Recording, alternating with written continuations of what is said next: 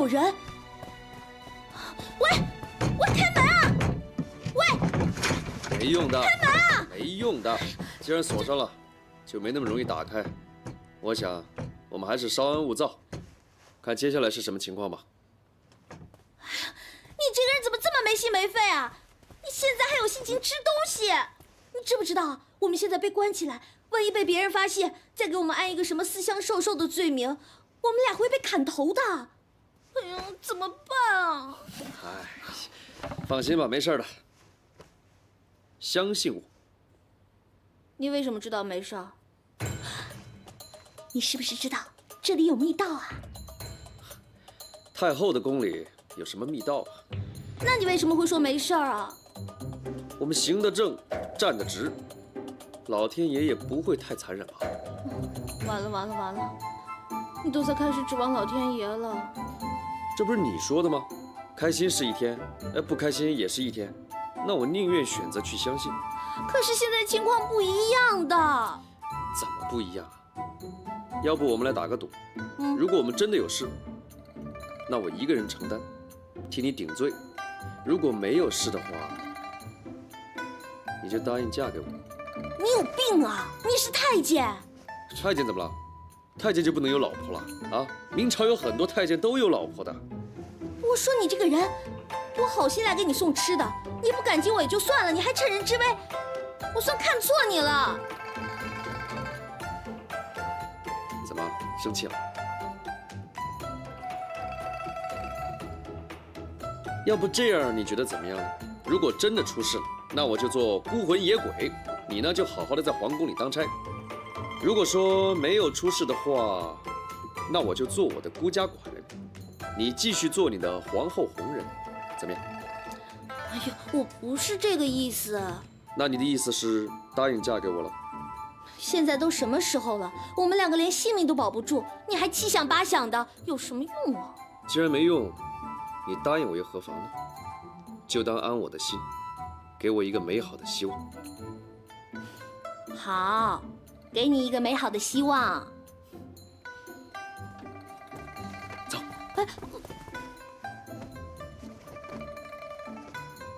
我们在菩萨面前祷告，菩萨一定会保佑我们的。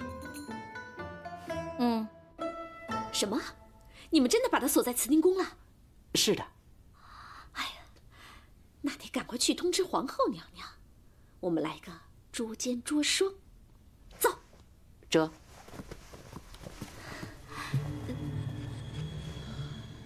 不行，不行，我不能这么冲动。一来呢，经过了上次的事情，皇后娘娘肯定不会轻易跟我走了。二来呢，要是事情再有变故，那本宫的威信何在啊？怎么办呢？怎么办呢？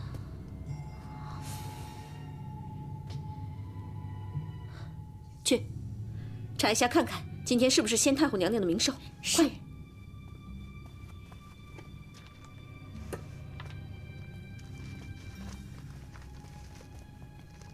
回娘娘，是的。那太好了，咱们就来演一出梦中捉鳖，谁也别想逃。千贵人，你真的听见慈宁宫里有人在诵经吗？千真万确。臣妾本来想，今儿个是先太后娘娘的冥寿，应该过来参拜一下。谁知道刚走到了门口，就听到了诵经声，那声音真的像极了先太后娘娘生前的声音。难道这里有鬼？胡说！这个世上哪里会有鬼？就算是先太后她的魂魄回来，那也是神，不是鬼。是，恕臣妾失言了。本宫在这宫里住了这么多年，还从来没有听过什么神呀鬼的。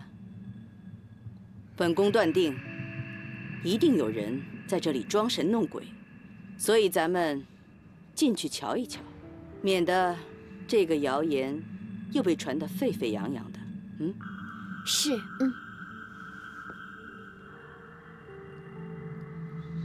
这慈宁宫从来不上锁的，为什么上锁了呢？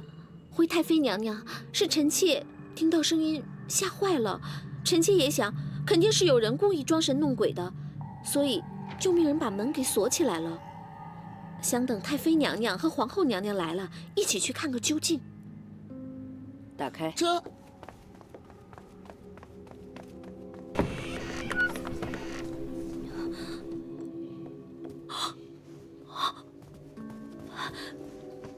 参见太妃娘娘、皇后娘娘，千贵人，怎么会是你？我知道，因为你跟别人私会，怕被发现，所以就躲到慈宁宫来了，是不是？不是的，不是，还敢狡辩！你怎么会在这儿呢？我的一个朋友在这儿受罚，我是来给他送吃的。人赃俱获，你还敢狡辩？太妃娘娘，不用跟他说那么多，把他跟那个奸夫抓起来审问就知道了。你说谁是奸夫？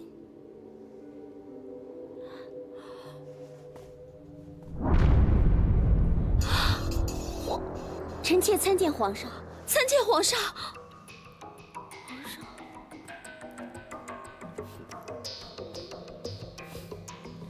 你说朕是奸夫，那你是什么？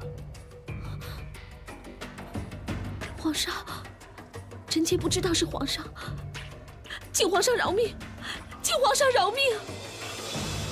朕已经饶你好多次了，你在朕这里已经没有人情了，除非是熹妃娘娘肯为你求情。熹妃娘娘，来，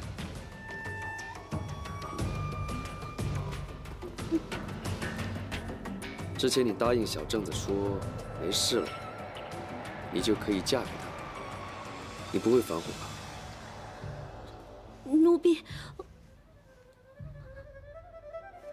千贵人，你嚣张跋扈、出言不逊，按律当斩。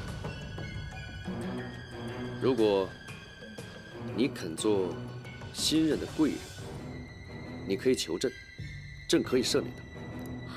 不过说起来，这样的坏人死了也不可惜。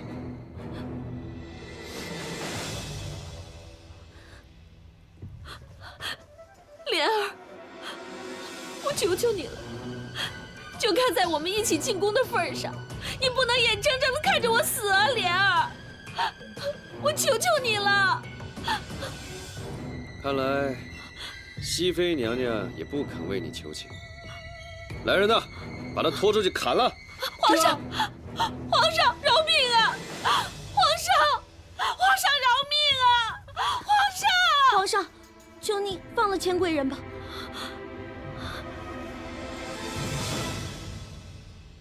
朕想知道，你是以莲儿的身份，还是以熹妃的身份？这两者之间有很大的区别。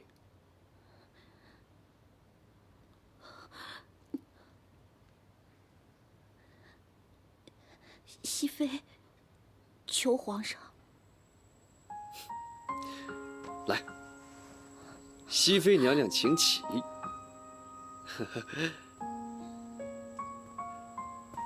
额娘，册封一事就拜托额娘了。皇上，请放心吧。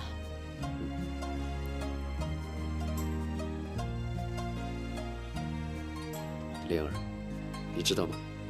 朕希望这么跟你一直相处下去，可是皇宫太小，碍眼的太多。朕希望我们能一直保持这样的感觉。我们不是君臣，是夫妻。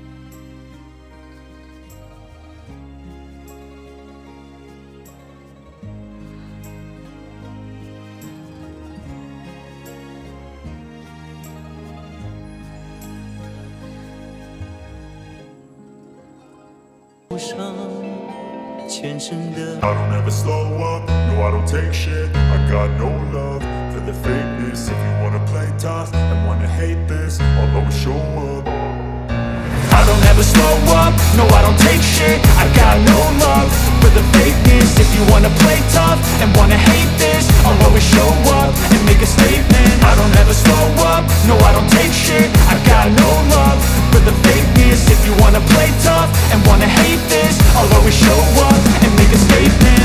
everything I do, so instinctive and so passionate. Every word I move, so descriptive like an adjective. I got a vendetta against people who patented being negative when you should be getting after it.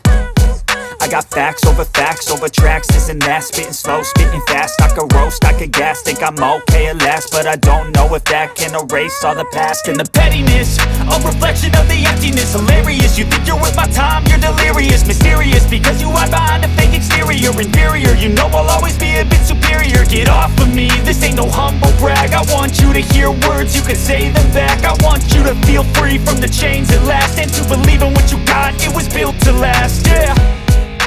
Now that I've been put through hell, I never got anyone's help. I had to do it all myself.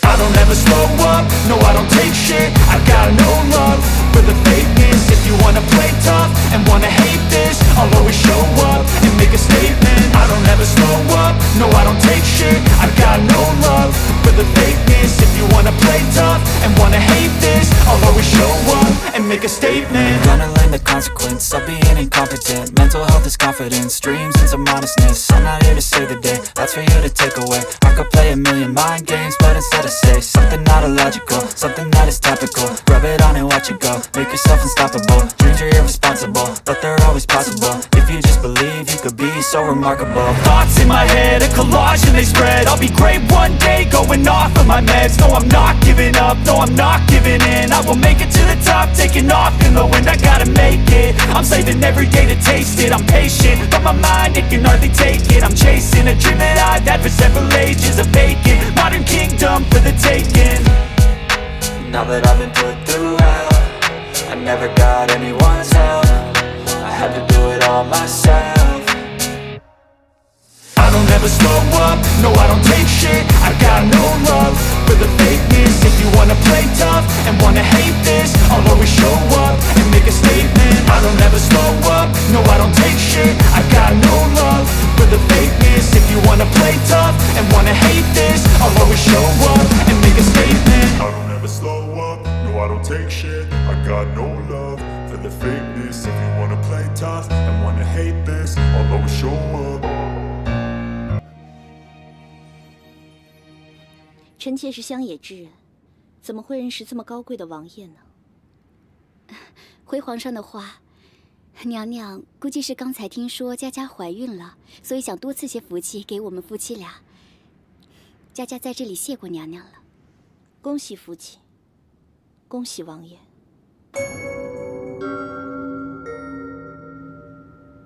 手脚麻利着点儿，快快快，那边！哎，你们几个啊，红枣花生放那边。 桂圆莲子呢，放这边。哎呦，这花怎么还没弄好啊？行行，我来。这好看的面朝外，连这都干不了。哎，皇上驾到！接驾，接驾，接驾呀！参见皇上。参见皇上。都起来吧。谢皇上。哟，这不是小圣子吗？ 你也真够厉害的，前脚刚出了养心殿，这后脚就进了储秀宫。看来啊，朕是小看你了。回皇上的话，奴才跟着皇上10来年了，皇上还不了解奴才吗？奴才就是皇上身边的一条狗，走到哪儿都得为皇上办事儿啊。好，好好伺候熹妃娘娘，这前途不比养心殿差呀。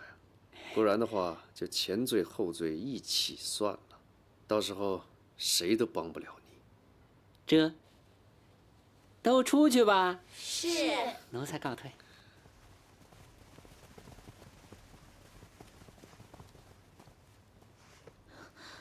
莲儿参见皇上。哎，不必多礼。莲儿，我们总算在一起了。 怎么了？皇上是希望莲儿真心对皇上，还是假意对皇上？真心如何？假意又如何？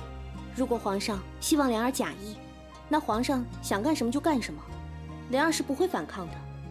如果皇上希望莲儿真心，那就请马上离开储秀宫。为什么？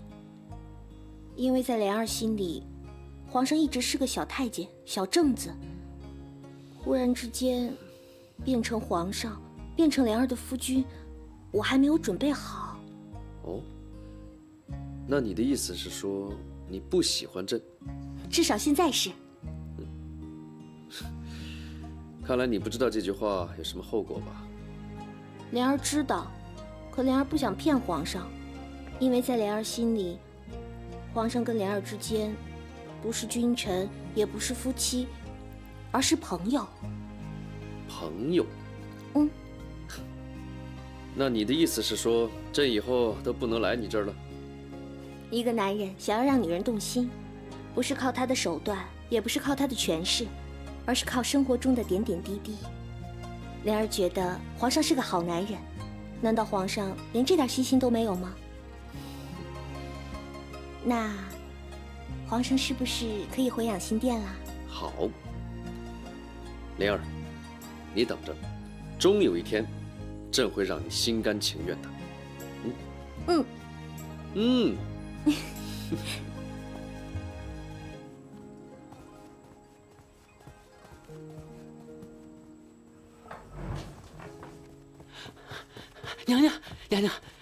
娘娘，你怎么让皇上回去了？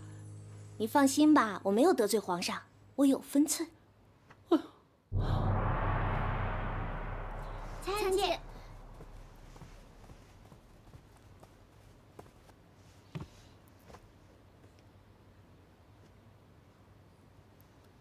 大懒虫，大懒虫！小正子，你这么早把我叫起来干什么？快点起床了，起床了！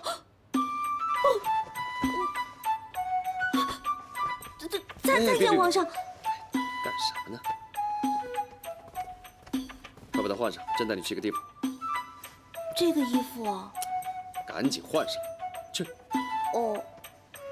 四爷来了，四爷来了，大家快过来，大家快过来！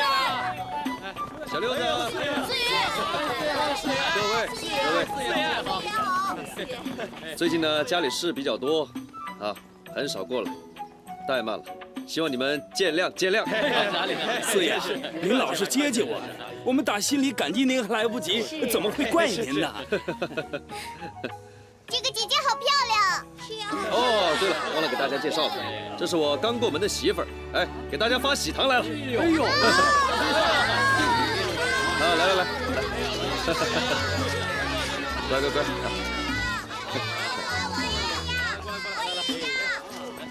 乖。这边。四爷，您经常到这儿来吗？是啊，虽然他们是最底层的人，但这些人活得却是最自在，也是最快乐的。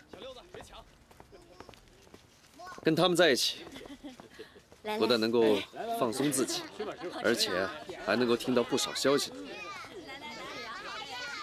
小六子，来了。最近又听到什么消息啦？四爷，我告诉您，最近城东的好百万又霸占了一块地，苦主去大理寺告发，可是大理寺是认钱不认人的衙门，收了好百万的好处，差点把苦主给打死。哦，还有吗？还有。哎，等等，好了，小兔崽子有完没完啊？也不让四爷啊歇口气儿，喝口茶。四爷，您请这边好喝茶。走。君似天上月，梦似云中鸟，相伴相依，永远不分离。君似天上月，梦似云中鸟，相伴。四爷，我们这里也没什么好招待的。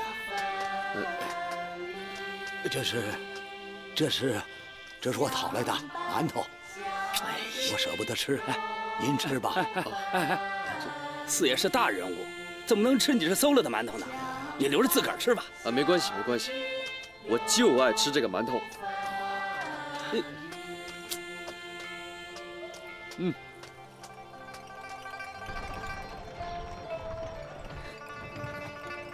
皇上经常来这里体察民情吗？是啊，这里才能听到真话，朝堂上没一句真话。那皇上为什么把我带过来了？朕也不知道为什么，朕只是觉得，不管是好的还是坏的，都应该和你一起分享。谢谢皇上信任。不过看到他们过得这么清苦，我们回去也应该更加节俭才对。节俭只是一方面，最重要的是让天下的老百姓都富裕起来。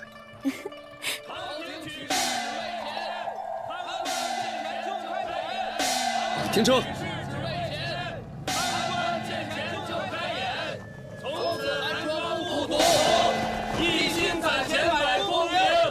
朝廷举事只为钱，三官见钱就开眼。从此安庄不苦读，一心攒钱。把他们都给我抓起来！你们闹事！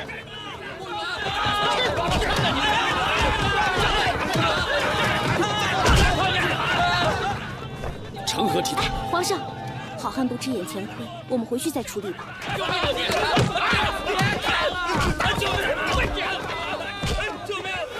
来人，在，把他带过来。这，哎，干什么？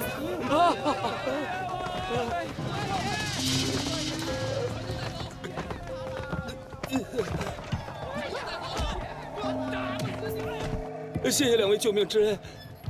你们为什么要在贡院前闹事？这次科举考试太不公平，我们寒庄苦读10年，这抵不过这区几千两银子。你说这次科举考试不公平，你有证据吗？当然有，这次科举考试高中同名的是一个不学无术、连字都写不好的贡生，要不是他给了钱，他怎么可能得第1呀？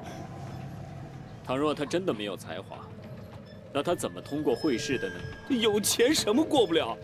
皇上拟了会试题目，早有太监明码标价，在宫院里喊价。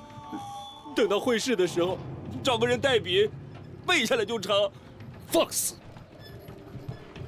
堂堂大国，选取人才，居然能出现这种弊端，朕回去一定要查清楚。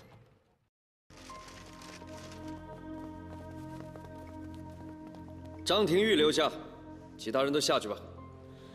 臣等告退。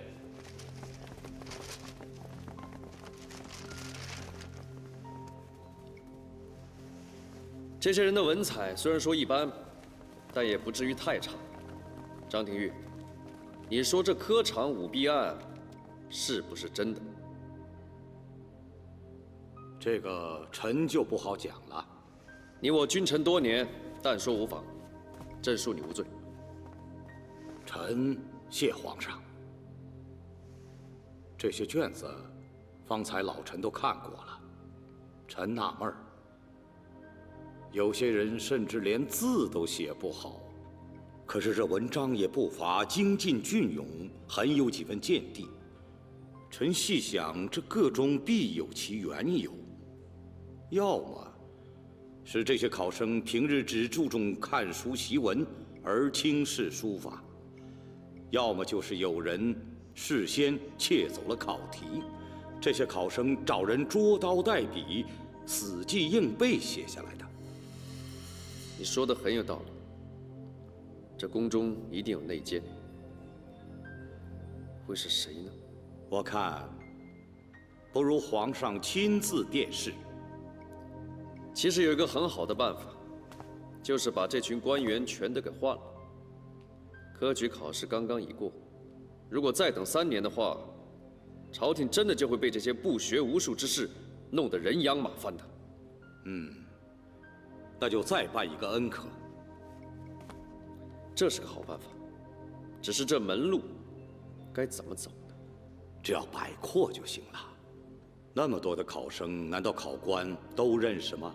还不是从他们中间选择能出得起钱的。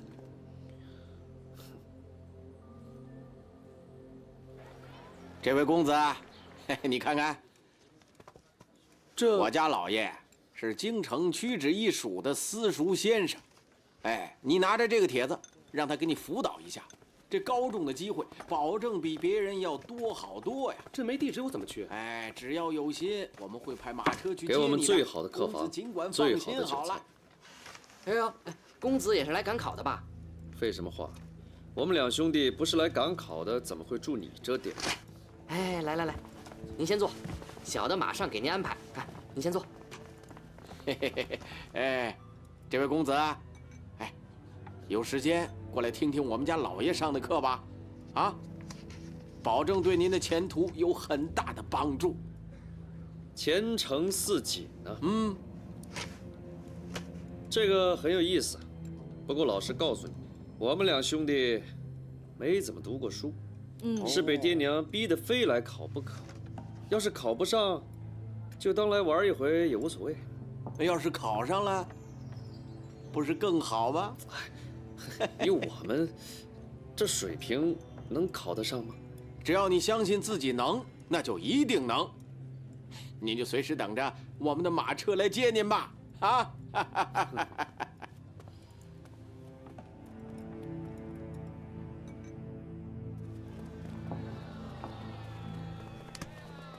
哎，你说他们都已经给我们帖子好几天了，怎么还不来接我们过去啊？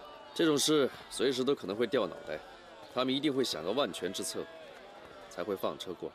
可是我们什么身份和背景都没有，他们会不会就不联系我们了？放心吧，我让张廷玉把所有资料都准备好了。二公子，就不要担心了，没问题。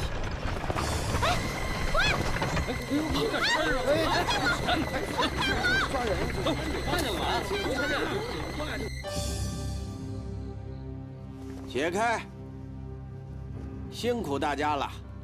刚才你们的文章，我们的老爷都已经看过了，啊，你，啊，还有，哎，你，啊，文章写得不错。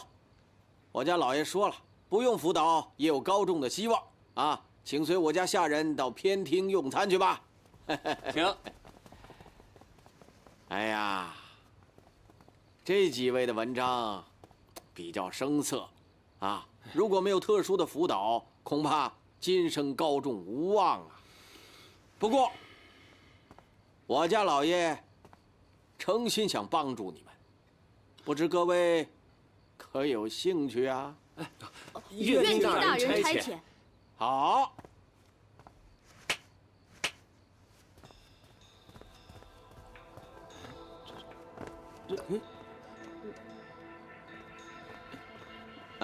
这些东西呢，都是我家老爷精心收藏的，啊，现在都卖给你们，哎，每一件1000两。1000两，这些都是地摊上的普通货色，怎么会这么贵啊？就是啊。嘿嘿嘿，你把手伸进花瓶里，看看是什么呀？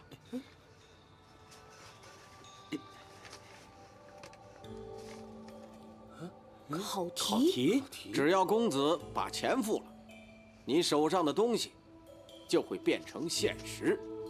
到时候，你们得了锦绣前程，这点小钱儿，那还不是手到擒来吗？啊！如果每个人都出得起钱，都找人干这种事儿，那是不是人人都能高中了？那倒未必。1000两有1000两的做法，10万两有10万两的做法。我们怎么可能有10万两呢？是啊，愿闻其详。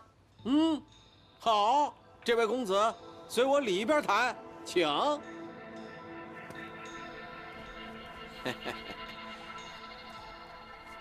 这是状元，啊，价值10万两银子。公子要是有兴趣的话，可以抱走。这里面也是考题？哎，当然不是，只要公子付了钱，不但不需要知道考题是什么，甚至还可以交白卷。到时候这名单上的第1名，可就是你的啦。哪有那么好的事情啊？给我看看。哎，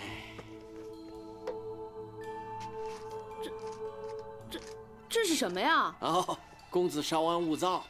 稍安勿躁，听小的给你解释。那让人一下子拿出10万两银子，肯定谁都会不放心。啊，万一要是收不到，或者是丢了钱，那不损失很大。所以我家老爷想了个法子，啊，只要公子先付1万两银子，啊，然后写上欠大人9万两银的欠据，哎，便可高枕无忧了。那如果我写了这个欠据，又没有中状元，那不还要还他钱吗？哎，不，公子大可不必担心啊，你只要写上某某年某科第1名谁谁谁欠银9万两，这一切问题都迎刃而解了。呀，你们做的挺天衣无缝的。哎，怎么样，公子，有兴趣了吗？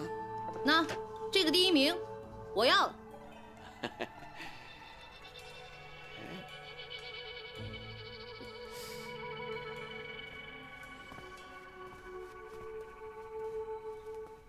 你看什么？好奇怪呀！啊，你身为男儿身，居然没有喉结。我天生的，这是没有办法的。大夏天的，为什么还戴着个帽子？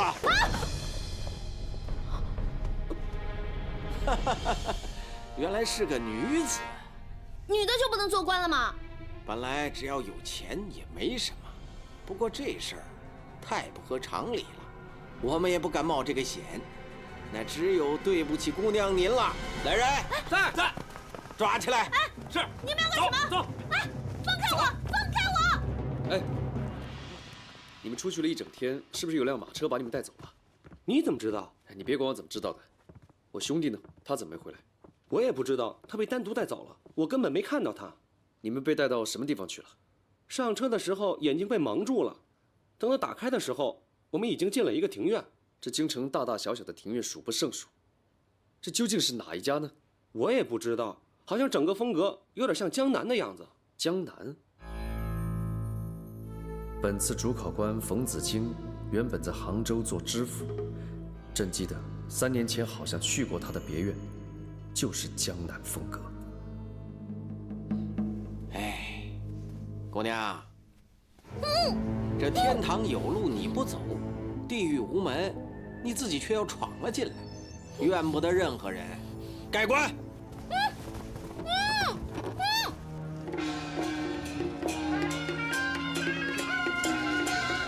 各位大哥，不好意思，问个路，冯子京冯大人的别院怎么走啊？我不知道。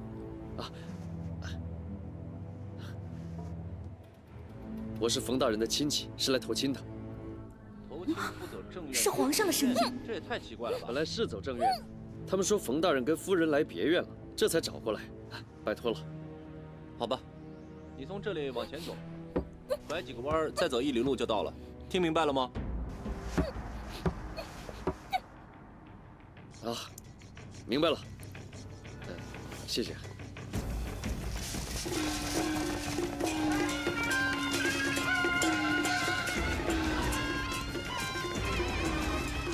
奇怪，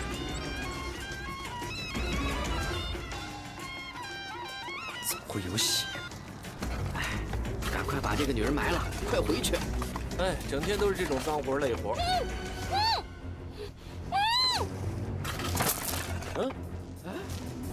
什么东西啊？什么呀？看看！哎呀，我的是珠宝，我的！别想着钱呀！我这里到达是我的，你别抢！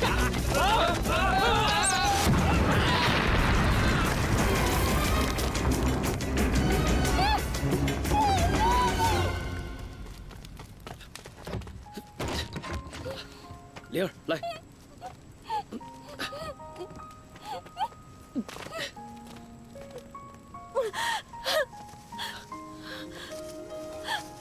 皇上，你怎么才来啊？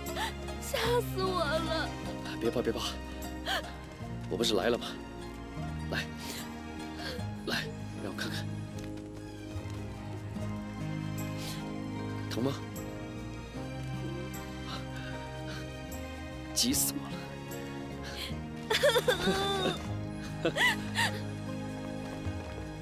科举舞弊一案，主考官和副考官以及家属发配边疆。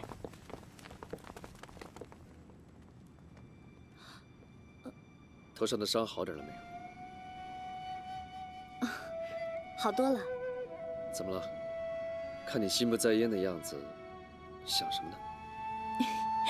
我在想，皇上怎么知道我在棺材里，而且还想出那么巧妙的方法救了我。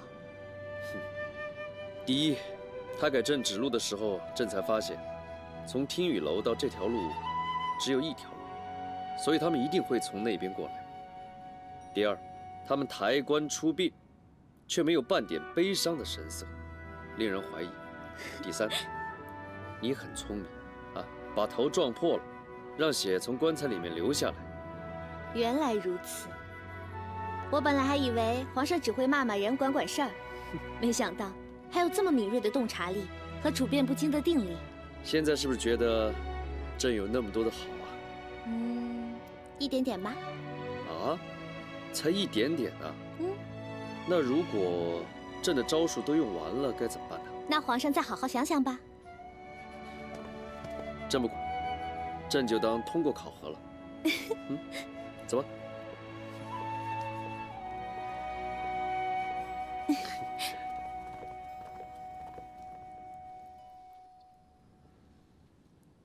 太妃娘娘不知道，这个熹妃也实在够过分的。上次皇上临幸她，她居然都敢把皇上推出门。可不是嘛，3天2头还让皇上带她往外面跑。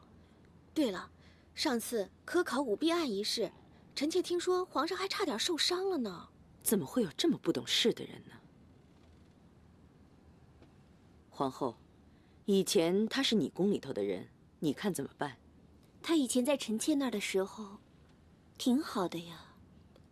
现在，以前他乖巧，是因为她是个宫女，如今可不一样了。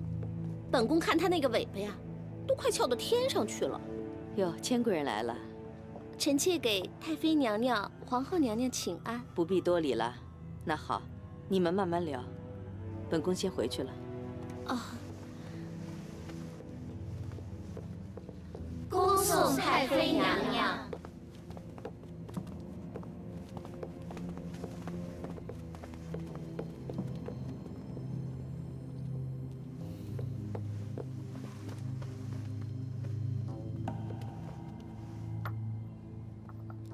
皇后娘娘啊，您实在是太善良了，您根本不知道那个女的有多坏。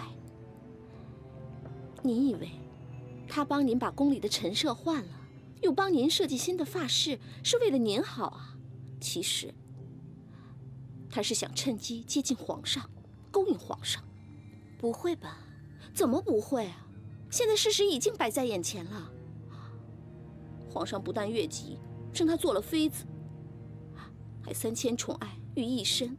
您说，我们几个，别说是赶皇上走，就是惹皇上不高兴，我们后果会怎么样？可是他呢？他倒好，恃宠生骄，完全不顾及祖宗的家法。皇后娘娘，您真的要好好管管了。你要是不管，那我们这些后宫做妃子的，就真的没有活路了。是啊，皇后娘娘，有这样的女人在宫里，将来指不定出什么乱子呢。就是啊，皇后娘娘，你看她那狐媚的样子，看着就不舒服。是得好好管管了。莲儿，我真是没想到，就短短几个月时间，你居然有这么多的奇遇，太好了！以后有你在啊，我就什么都不用怕了。瞧你高兴的样子，好像整个世界都开了花似的。那当然了，以后啊，我就不用再去新者库干那些粗活了，还能天天跟你在一起，我干嘛不高兴啊？这些都是次要的，最主要的是找个好时机，让皇上给你找个好人家。怎么了？我不想嫁，我不想离开你。傻话，女孩子早晚要嫁人的。好好好，你说什么就是什么，不过不是现在，我跟你分开那么久了，我要跟你好好待一段时间。什么都听你的。皇后娘娘，我们去前面看看吧，那边的花都开了。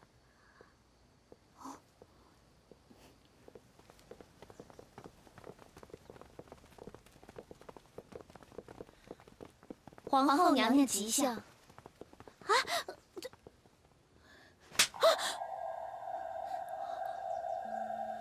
一点规矩都没有，在奴才面前像什么样子？娘娘，还敢站起来？说你不懂规矩，你就是不懂规矩。皇后娘娘，熹妃娘娘她已经向娘娘行礼了，她这样蹲着会很难受的。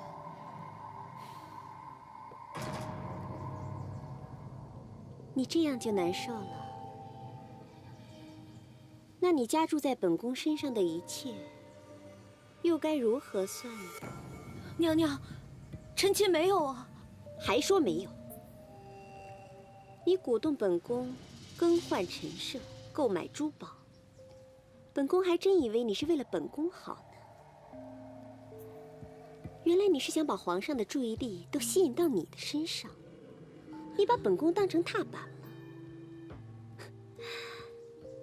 真是太可笑了。娘娘，你最好给我识相一点，否则你加注在本宫身上的一切，本宫一定会双倍奉还。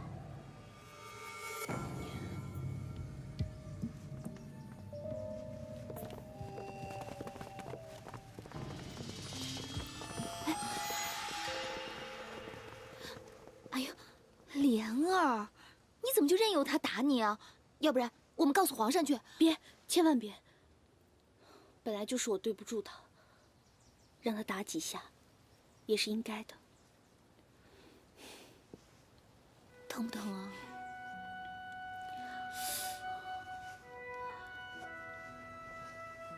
哎呀，苏公公，还看得出来吗？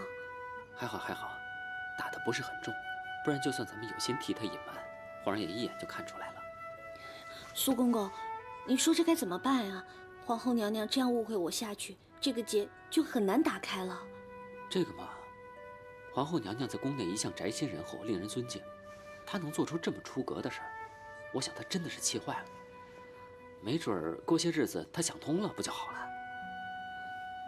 但愿吧。对，我这有篇文章，得了空，你给皇上念念。这是什么啊？李卫写的。李卫，我差点忘记了，我答应过他要向皇上举荐他的。是。这个东西就放在我这儿，我见机行事吧。这。皇上驾到！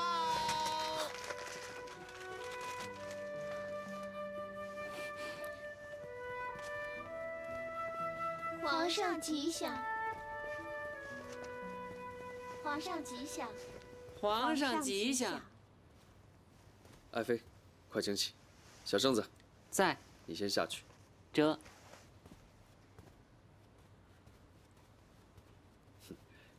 爱妃，你脸色怎么这么红润呢？臣妾刚踢了会儿毽子，难免脸上红了一些。皇上看上去有些疲劳，要不要躺下休息一会儿啊？朕最近有点累，还有啊，文思也不太好，想多读点文章，免得到时候批阅奏折啊，哪一句说错了，让大臣们看笑话。皇上有没有想过换一种方法读书？哦，愿闻其详。臣妾念，皇上听。好，这是个好办法。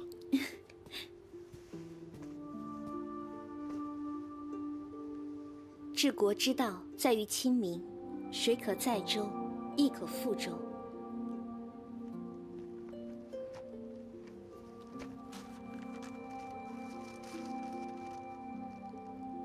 朝廷法度理应加强，对犯错之人必须严加处理。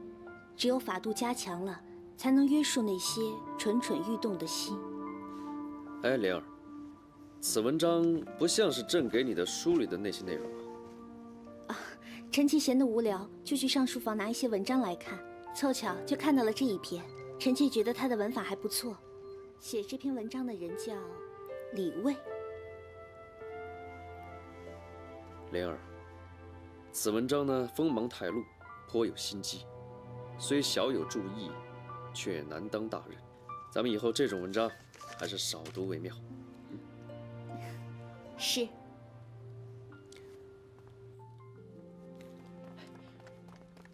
苏公公，苏公公，苏公公，李大人好。苏公公，我上次给你的那篇文章，你有没有给皇上看呀？看了。皇上怎么说呀？皇上他什么都没说。这怎么可能呢？以我的满腹经纶，这朝中能有几个人跟我比啊？皇上怎么可能不召见我呢？啊，对了，皇上是不是看这篇文章的时候心情不好啊？或者这个我就不知道了。我只负责帮你把文章呈给皇上看。如今他已经看了，我也算完成你的托付了，对吧？再说其他的事儿也不在我的能力范围内。哎，苏公公，苏公公，那熹妃娘娘呢？熹妃娘娘她帮我美颜了吗？熹妃娘娘才新宠，里里外外一大堆事儿，她哪有时间顾得上你呀？我说李卫，你有才华我都知道，是金子早晚会发光的，好好在神武门这边干。等有了机会呢，我和熹妃娘娘再推荐你。我还有事儿，先走了啊。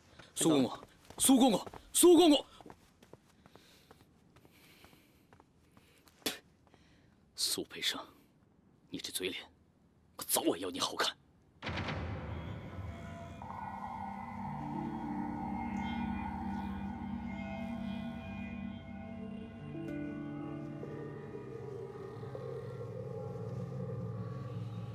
怎么，你不开心吗？我设了这么久的局，现在一点成效都没有，你说我能开心得起来吗？算了吧，当上统领又能怎样？逃出去又能怎样？与其躲躲藏藏、担惊受怕的过一辈子，还不如在这冷宫里快活一天是一天。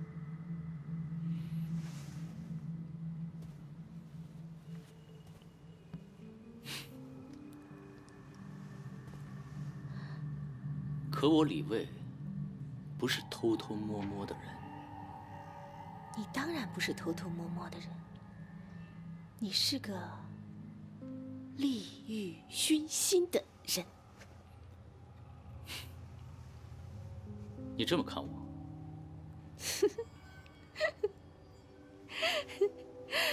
你真以为我会相信你那些带我逃出去的鬼话？你不过是在利用我，套出皇上的喜好，借此飞黄腾达而已。如果这次让你得逞了，你还会来我这冷宫吗？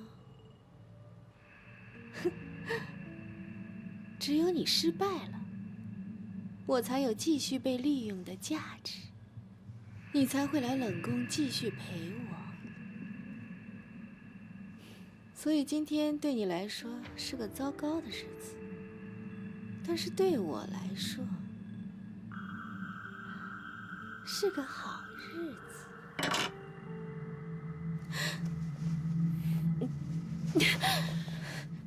你这个疯女人，知不知道自己在说些什么？疯女人，我清醒得很。难道我说错了吗？你敢对天发誓说你不是？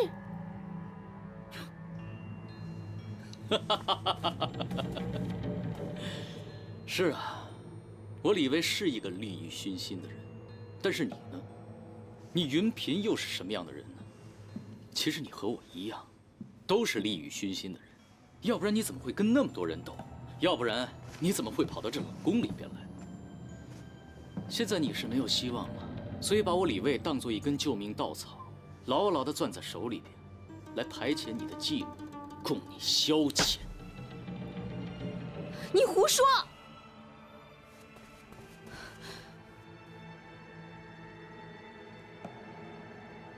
我是真心喜欢你的，难道你都感觉不到吗？真心喜欢我？好啊，那你帮我讨得皇上的欢心，又或者你牺牲自己来成全我。我什么？没话说了吧？你不过是想把我留在身边罢了。如果我是奸夫，你就是淫妇；我是半斤，你就是8两。我们两个谁也别说谁不好。无耻！你更无耻！你放开！你放开！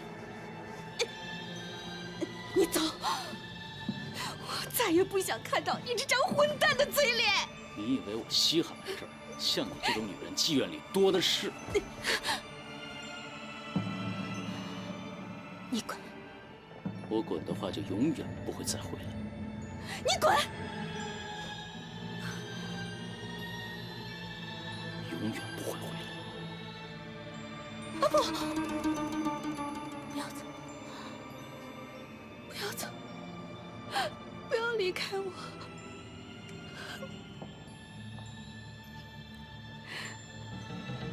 你说我们多傻，明明心里装着对方，却要一再的彼此伤害。明明都不舍得付出，却又拼命渴望对方付出。是啊，这一刻，我们心里只有彼此。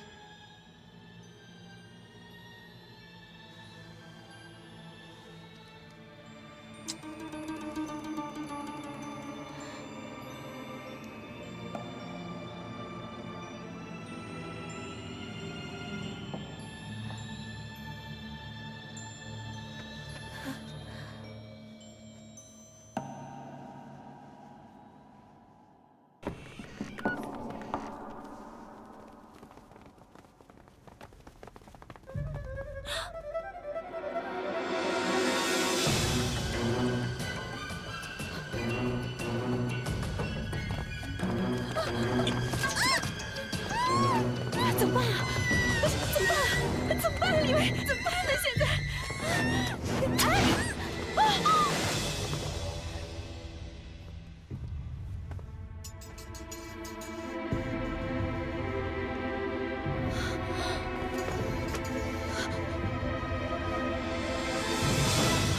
他死了！他死了！他死了！他死了！我们两个不杀他，我们两个都得死。那现在怎么办啊？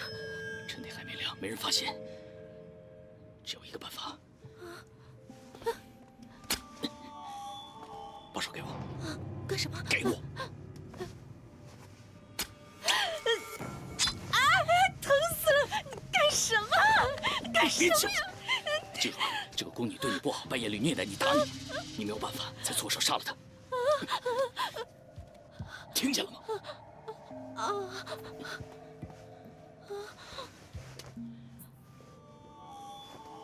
后面的事看你的了，我走了。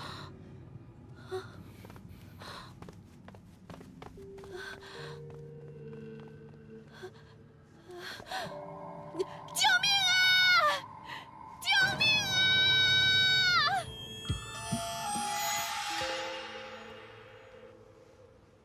李公公，这是在尸首身上找到的。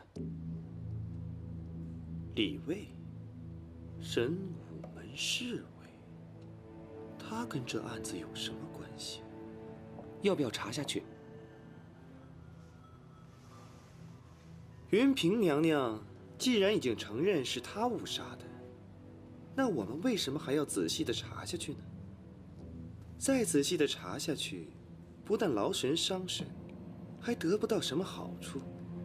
既然得不到什么好处，那我们为什么还要查下去？那这个令牌还要还给他吗？还，一定得还。这侍卫丢了腰牌，就跟丢了他的性命一样。不过怎么还，可就没那么简单。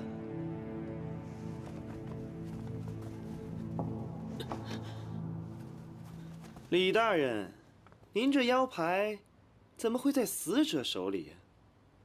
我想，您应该给洒家做个解释。洒家也好向上面交代。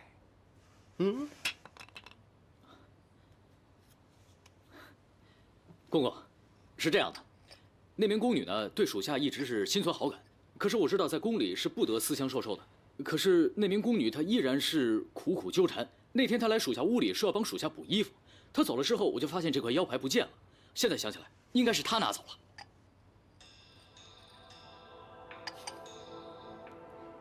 这画说的倒是挺圆的，不过这事儿信不信呐，是要靠洒家的。洒家要是信的话，上面自然也就信了。洒家如果不信，这破绽起码要有100个。公公救命！公公救命！您救命啊！把头抬高点儿，高点儿，再高点儿。哎，好好，行行行行。叫你来，不就是为了救你吗？可是你瞧瞧，我这内务府上上下下多少张嘴啊！要是我一个人徇私枉法，哪一天你被砍了头，我不是也受牵连？那多划不来啊！那公公觉得打点多少合适？你瞧瞧，咱俩关系这么好，300两。300两？啊！公公打死我，我也没有300两。怎么，这事儿还要讨价还价的？公公，您可以去打听一下，李卫在神武门当差没有多少时日，家徒四壁，穷得很。我就算凑，最多也就凑个100两，而且还得去借，所以我没有300两。这么少？如果还嫌少的话，李卫也没有办法了，请公公处置我。哎呦，瞧你这么说，感觉我是一个特别贪钱的人，是不是？哎，好了好了，100两就100两吧。不过，在这之前，你得帮我办一件事儿。什么事？进来吧。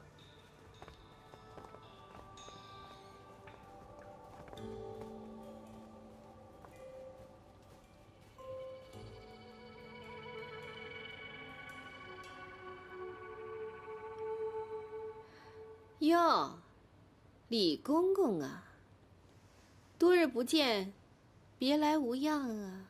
哟，这不是云嫔娘娘吗？给娘娘请安了。不敢。云嫔娘娘杀了人，犯了罪，朝廷判了20鞭子。可是，你说，娘娘这么高贵的人，我们做奴才的哪敢动手啊？李大人，这事儿有劳你了。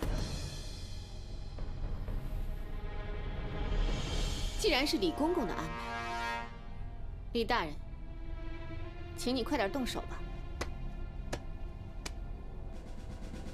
李大人，云嫔娘娘都发话了，你怎么还不动手啊？犹豫什么？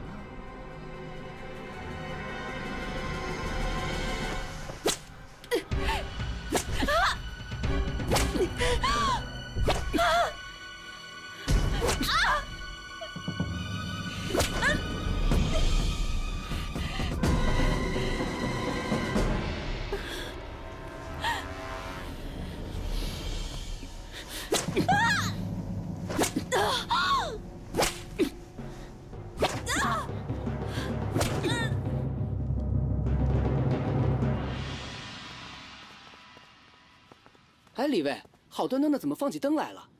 我们在宫里当差，就像是在刀口上讨生活。思念家人，却没有办法去表达。唯有放上一盏孔明灯，让它飞向高高的天空。家人们看到的时候，或许能感到一丝温暖吧。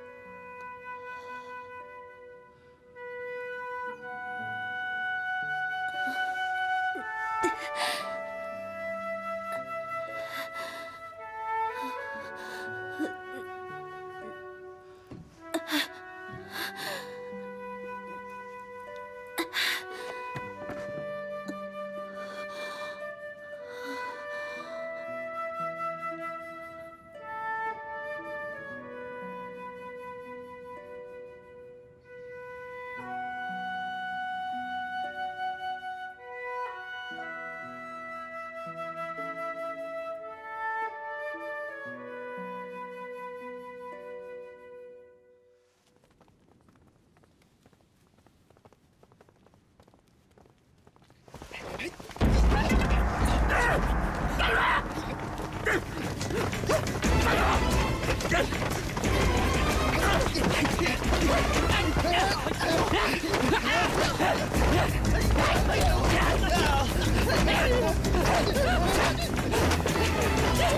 人了！来人了！走，快点啊！这么多人欺负一个人。苏公公，你没事吧？没事吧？疼不疼啊？最近是怎么了？玉树刚才无端端的被泼了脏水，现在你又被打，到底是谁干的？不知道。这就奇怪了。要不我们跟皇上说吧，让皇上帮我们查一查。不行，这后宫之地本来都是由皇后娘娘来管，如果我们贸然跟皇上说，皇后娘娘一定会不高兴的，我和她之间的误会就会更深了。那这么说，哎，我们就找皇后娘娘。不行，娘娘那么针对我们，怎么可能帮我们嘛？哎，要让皇后娘娘出面也不是什么难事儿，不过就得委屈一下熹妃娘娘。参见皇后娘娘。平身。谢娘娘。你现在是越来越不像话了，来参见本宫也不梳洗打扮。莫非是皇上把你宠坏了，已经让你目中无人，连本宫都不放在眼里了？皇后娘娘，您冤枉莲儿了，莲儿被人围攻，请皇后娘娘为莲儿做主啊！哦，被人打了。打得好，打得妙。娘娘，你现在受的只不过是皮肉之苦，可是本宫呢？本宫身为皇后，掌管着后宫大权，可是皇上却很少来这儿。本宫心里的苦，心里的痛，谁能知道啊？你比本宫幸福多了，能够得到皇上的宠爱，比什么都重要。你现在巴巴的来找本宫，让本宫给你做主。那本宫问你，本宫给你做主了，那谁给本宫做主啊？皇后娘娘，熹妃娘娘无端端的被打，如果不彻查此事，被皇上知道了，恐怕整个后宫都脱不了干系。还希望皇后娘娘能以大局为重。大局为重。